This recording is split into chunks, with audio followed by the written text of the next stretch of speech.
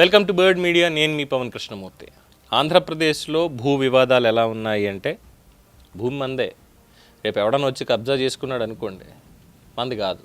డాక్యుమెంట్లు మన దగ్గరే ఉంటాయి, అయినా సరే మంది కాదు. దానికి లింక్ డాక్యుమెంట్లని ఇంకోటని క్రియేట్ చేసేసి మనకే తెలియకుండా మన భూమిని వేరే వాడి మీద పేరు రాసేయచ్చు. ఇది 2019 నుంచి 24 మధ్యలో జరిగింది. ఇది వాస్తవం.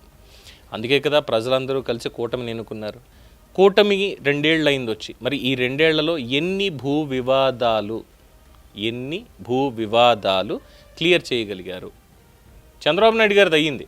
అది ఎన్నికలకు ముందే అయిపోయింది. బేసిక్గా అప్పట్లోనే వైఎస్ఆర్సీపీకి సంబంధించినటువంటి కొంతమంది చంద్రబాబు నాయుడు గారి కుప్పంలో ఉన్నటువంటి ఒక స్థలాన్ని కబ్జా చేశారు, మాది అనుకొని. దానికి తర్వాత పేపర్లన్నీ చూపించిన తర్వాత వాళ్ళకి శిక్ష పడేలాగా మొత్తానికి కేసులు పెట్టడం ఇదంతా అయ్యింది. ఆయనది అక్కడ అయిపోయింది. కానీ ఈ 2 ఏళ్లలో ఇంకా ఎంతోమందికి సంబంధించినటువంటి భూ లావాదేవీలు ఇంకా అలాగే పెండింగ్లు ఉండిపోయాయి. సో ముఖ్యమంత్రి గారు ఒక ప్రకటన జారీ చేశారు.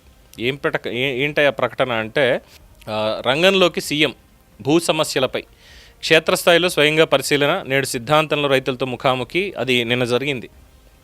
అక్కడే జరిగినటువంటి దాంట్లో 1936 మంది కొత్త పాస్ పుస్తకాల పంపిణీ, 54 మంది ఇనామ్ సర్వీస్ రైతులు ఉన్నారు అని చెప్పి నిన్న వచ్చినటువంటి ఒక వార్త. సరే, వాళ్ళకి ఇస్తున్నారు. అక్కడ సర్వేయరు, విఆర్ఓ మాత్రమే ఉంటారట, ఇంకెవరు ఉండరుట. ఫైన్, అది కూడా. అయితే మనకి వచ్చినటువంటి అనేక భూ సమస్యలకి సంబంధించినటువంటి దాంట్లో కొంతమందికి సంబంధించి చూద్దాం. ముందుగా బాధితుడి మాటల్లోనే వినండి. చందోలు నుంచి షేక్ హిదాయతుల్లా, ఆయనకి వచ్చినటువంటి సమస్య ఇక్కడ విందాం. నమస్కారం అండి, నా పేరు షేక్ హిదాయతుల్లా. చందోలు గ్రామం, పిట్లవారిపాలెం మండలం, బాపట్ల జిల్లా నుంచి మాట్లాడుతున్నానండి. 2019లో ఒక ఫేక్ అట్రాసిటీ కేసు మా బ్రదర్ అయినటువంటి షేక్ అమీరుల్లా మీద బుక్ చేశారు చందోలు పోలీసులు. 82/2019.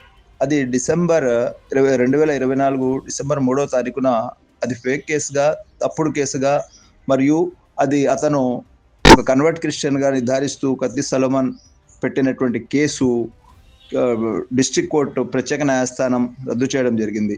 ఆ తర్వాత కూడా మా భూమిలోకి వస్తూ మాకు పలు విధాలుగా, మరి ఆర్థికంగా అయితేనేమి, శారీరకంగా, మానసికంగా పిట్లవారిపాలెం రెవెన్యూ అధికారులు, మరి పోలీసు అధికారులు మరి ఎంతో హింసించారండి. అయినా సరే మేము అన్ని బాధలు అనుభవించి, న్యాయస్థానం దేవుడు ఉన్నాడు, దేవుడు మమ్మల్ని తప్పనిసరిగా కాపాడతాడనేటువంటి కోణంలో మేము న్యాయంగా పోరాటం చేశాము.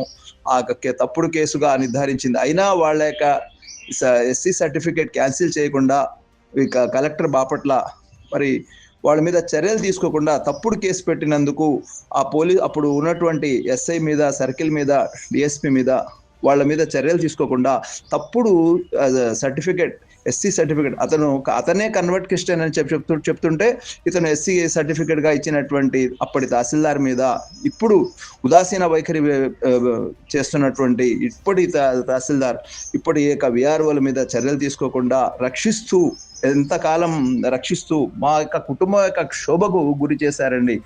అదే 24/3/2026 దేశ అత్యున్నత న్యాయస్థానం క్రిస్టియన్స్కి ఎస్సీ హోదా చెల్లదని, అట్రాసిటీకి అర్హులు కారని తీర్పు చెప్పింది. పలు రాష్ట్రాల హైకోర్టులు స్పష్టమైన తీర్పులు ఇవ్వడం జరిగింది. డిసెంబర్ 24వ తారీఖున 82/2019 కేసులో గుంటూరు జిల్లా ప్రత్యేక న్యాయస్థానం కూడా మా అన్నయ్య మీద మోపినటువంటి కేసు తప్పుగా ధృవీకరిస్తూ కొట్టేసింది. అయినా ఇప్పటి వరకు ఎన్ని పిటిషన్లు సమర్పించినా మా సమయాన్ని, ధనాన్ని ఎంతో కోల్పోయామండి. కేసు పెట్టిన క్రిస్టియన్స్ కత్తి సలోమన్ వాళ్ళ కుటుంబీకుల మీద ఎటువంటి చర్యలు తీసుకోవటం లేదండి. మా భూమి లాక్కోవడం కోసం వాళ్ళు తప్పుడు అట్రాసిటీ కేసు పెట్టి మమ్మల్ని కూడా మరి మా మీద ఎన్నోసార్లు హత్యాయత్నం చేసినా కేసు కట్టలేదండి. ఒక బాధాతృప్త హృదయంతో చెప్తున్నానండి, ఈ తప్పుడు కేసును వేరే కులాల, మతాల యొక్క ఆస్తులు లాక్కోవడం కోసం, గుంజుకోవడం కోసం, మరి వాళ్ళ యొక్క ప్రయోజనాలు గుంజుకోవడం కోసం మాత్రమే దీన్ని ఉపయోగిస్తున్నారు తప్ప ఇది ఒక కేవలము డబ్బు సంపాదించే ఒక విలాస ఆట, ఒక వస్తువుగా మారిపోయిందండి. కాబట్టి దయచేసి మా కుటుంబానికి, ఈరోజు మా బ్రదర్ చనిపోయి మా కుటుంబం దిక్కులేని అనాథ కుటుంబంగా మారిపోయింది. 3 బిడ్డలు అనాథలైపోయారు. కానీ దయచేసి ఈ అట్రాసిటీ అనేటువంటి చట్టం ఏదైతే ఉందో ఆలోచించాలి. ఇది క్షేత్ర స్థాయిలో ఎలాంటి పరిణామాలు ఎదుర్కొంటున్నారు, నా కుటుంబం నువ్వు పడుతున్న బాధ మరొక కుటుంబానికి రాకూడదని చెప్పి నేను బాధాతప్త హృదయంతో చెప్తున్నాను. నా కుటుంబానికి ఈ కత్తి సల్మాన్ ఎవరైతే పోలీసులు రెవెన్యూ వాళ్ళు ఉన్నారో వాళ్ళ వల్ల నా ప్రాణహాని ఉందండి.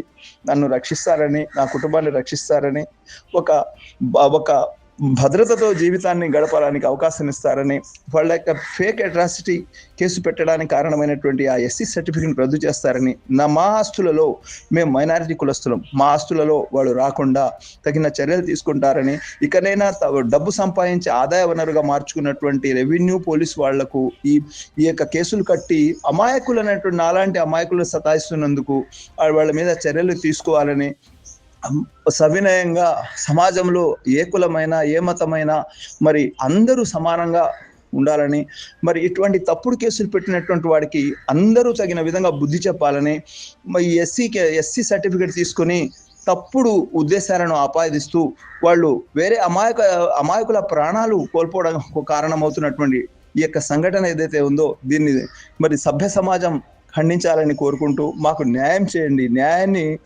కోరుకుంటున్నామండి. ఇట్లు మీ షేక్ హిదాయతుల్లా, చందోలు, పిట్లవారిపాలెం మండలం, బాపట్ల జిల్లా. ఇక సెకండ్ది వచ్చేసి అమరున్ భాష విఎంపల్లె దగ్గర నుంచి ఏంది విందాం. నమస్తే సార్. విఎంపల్లె ఎంఆర్ఓ విఆర్ఓ సర్వేరు మా పైన వేరే వాళ్ళకు మా పట్టా రిజిస్టర్ పేపర్లు ఉండే జాగా వచ్చేసి వీళ్ళు ఎంఆర్ఓ వాళ్ళు ఆయనకు వైఎస్ఆర్ పార్టీ తరపు ఉన్నప్పుడు వచ్చేసి వాళ్ళకి ఏదో డీగేట్ పట్టానని చెప్పేసి వాళ్ళకు ఒక పేపర్ రాసి ఇచ్చేసి వాళ్ళ ఇది ఆక్రమించుకొని మా మీద పోలీస్ కంప్లైంట్ చేయడము. ఎంఆర్ఓ దగ్గరికి ఇప్పుడు వరకు మేము 100 సార్లు అయితే తిరిగినాము ఎంఆర్ఓ దగ్గరికి. వాళ్ళు మాకు ఏ దానికి వల్ల ఇది చేయలేదు, కావాలంటే కేసు పెట్టుకోపోండి అని అడుగుతున్నారు. మాకు ఏ దాంట్లో కూడా సంబంధం లేదు అని చెప్పి మాకు దౌర్జన్యం చేస్తున్నారు, మమ్మల్ని భయపడిస్తున్నారు. ఏమన్నా మాట్లాడితే పోలీస్ కంప్లైంట్ దౌర్జన్యము అని వస్తున్నారు. మాకు ఏ దానివల్ల మాకు సహాయపడండి.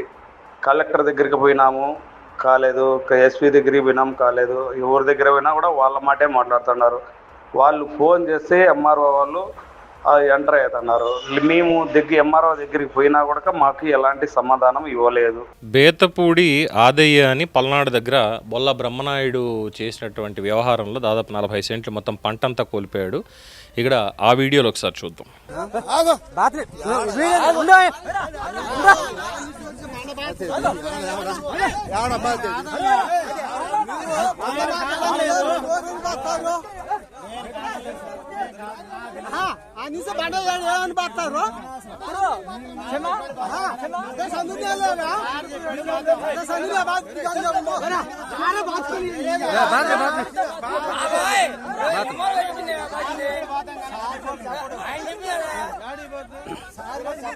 అవును మేము వేసుకునేది మీరు నడకుండా అవును మీరు వేసుకునేది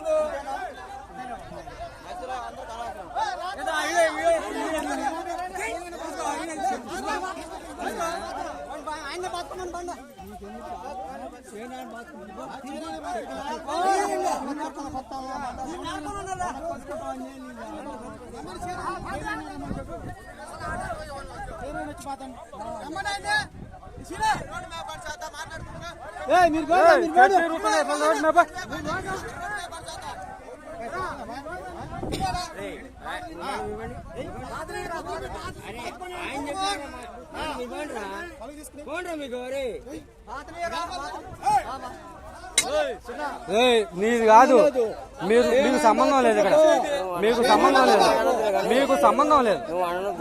మీరు ఎలా మీకు సంబంధం లేదు, మీకు సంబంధం లేదు.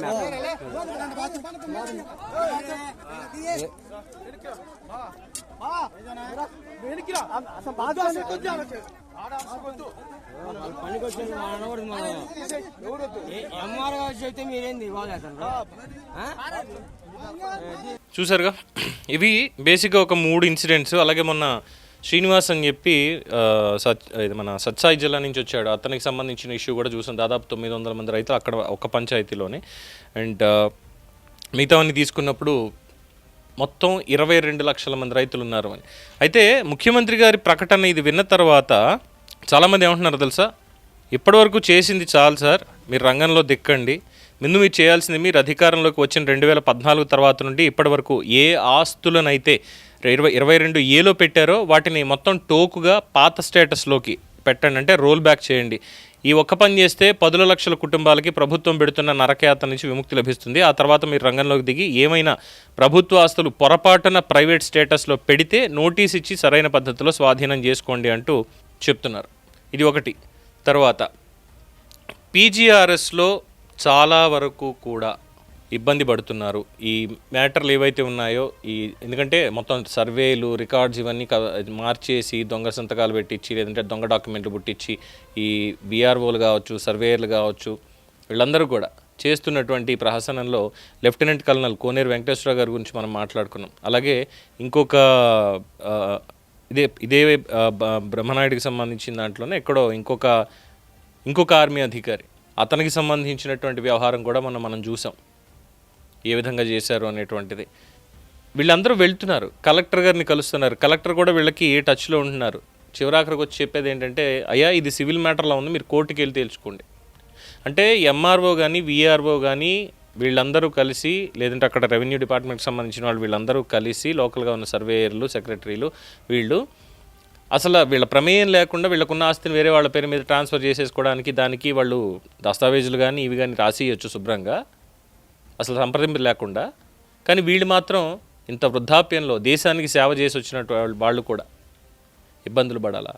అలాగే సైదయ్య అనేటువంటి ఒక రైతు 99 ఏళ్ళు అనుకుంటే, ఇప్పుడు దగ్గరగా 95 ఏళ్ళు, తిరుపతి దగ్గరే ఎక్కడో, ఎప్పుడో వాళ్ళ ముత్తాత కాలం నుంచి కూడా సాగు చేసుకుంటున్నటువంటి పొలాన్ని, బాబు నీ సర్వే నెంబర్ ఇది కాదు, నీది ఎక్కడో కొండలవతలు ఎక్కడో ఉంది, ఇక్కడ సర్వే నెంబర్ కాదు ఇది అని చెప్పడం, RDOకి దానికి క్లీన్ చిట్ ఇవ్వడం, అయ్యా ఈయనకి న్యాయం చేయాలి, ఈ సర్వే నెంబర్ ఈయనే ఆయన చెప్పినా సరే మిగతా వాళ్ళు ఎవరు కూడా సహకరించకపోవడం, ఇలాంటివన్నీ కూడా జరుగుతున్నాయి. అంటే ఇక్కడ మనం అనుకున్న టైటిల్ ప్రకారం ఏపీలో భూ వివాదాలు, బాధితులు ఎక్కువ, బాధ్యత తక్కువ. ఎందుకంటే అధికారులు చూడాలి, అధికారులు మొత్తం క్లియర్ చేయాలి. అంతేగాని ఇది సివిల్ మ్యాటర్. ఇప్పుడు నేను వెళ్ళి ఒక ల్యాండ్ కబ్జా చేశా, నా దగ్గర డాక్యుమెంట్లు ఉన్నాయని చూపించా, ఇదిగో ఇవే నావి అని, పోలీసులు డైరెక్ట్గా ఇందులో ఎంటర్ అవ్వడానికి లేదు. ముందుగా సంబంధిత రెవెన్యూ డిపార్ట్మెంట్ వాళ్ళు ఇందులో ఎంటర్ అయ్యి దాన్ని స్క్రూటినీ చేసి ఆ తర్వాత తప్పెవరిది అనేది తేల్చాలి వాళ్ళ దగ్గర ఉన్నటువంటి రికార్డ్స్ ప్రకారం. లేదంటారా అప్పుడు కోర్టుకి వెళ్ళి ఇదిగో ఫలానా అతను నా భూమిని కబ్జా చేశాడు, నాదని దొంగ డాక్యుమెంట్లు అంటున్నాడు అంటూ కోర్టుకి వెళ్ళాలి. అలా తయారైంది పరిస్థితి. కానీ ఆల్రెడీ సాగు చేసుకుంటున్నటువంటి స్థలాలు వాటినేమో నిషేధిత జాబితాలు 22A కొని పెట్టించేయడం ఎందుకది? ఆ తర్వాత ఎవడో డాక్యుమెంట్స్ తీసుకొచ్చి రిలీజ్ చేయించుకుంటాడు, అప్పుడు దాన్ని తీసేసి వాడికి ఇస్తారు, ఇక్కడ ఓనర్ నాశనం అయిపోతాడు. ఇలా జరిగాయి చాలా ఎక్కువగా. బట్ వాటికి న్యాయం అనేది మరి ఇంకా ఎప్పుడు జరుగుతుంది? 22 లక్షల మంది రైతులు ఇబ్బంది పడతారు ఆ 22A వల్ల, లేదు సర్వే నెంబర్లు మార్చి చేసిన దానివల్ల. అలాగే ఈ చూపించినటువంటి అనేక సంఘటనల్లో ఎలా ఉంది పరిస్థితి ఏపీలో అని తెలియజేయడానికి, అంటే అధికారులు వాళ్ళు చేయాల్సినటువంటి పని, రాజకీయ నాయకులు ఒత్తిడనో ఇంకోటనో ఇవేవి కాదు, వాళ్ళు చేయాల్సినటువంటి పని. పవన్ కళ్యాణ్ గారు అదే చెప్పారు, ఆంధ్ర పేపర్ మిల్ వాళ్ళకి అలాగే అక్కడ ఉన్నటువంటి కార్పొరేషన్ వాళ్ళకి షోకాజ్ నోటీసులు పంపించండి ముందని. మీరు చేయాల్సినటువంటి పని అది. రాజకీయ నాయకులు ఏదో మాట్లాడతారు, వాళ్ళ ఒత్తిడి ఉంటుంది, ఇది మీరు చేయకుండా ఆపేస్తే ఇంకా మీకెందుకు అని.